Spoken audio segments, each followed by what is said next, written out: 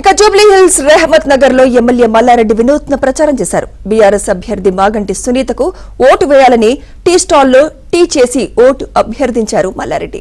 MLA Sudheer రెడ్డితో కలిసి ఇంటింటికి తిరుగుతూ సునీత గోపీనాథ్ ను భారీ మెజార్టీతో గెలిపించాలని కోరారు.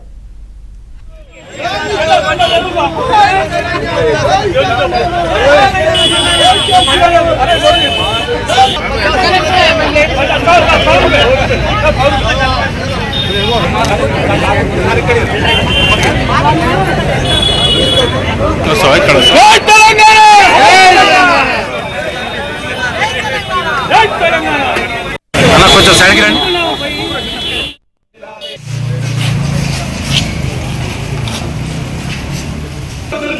సునీతమ్మ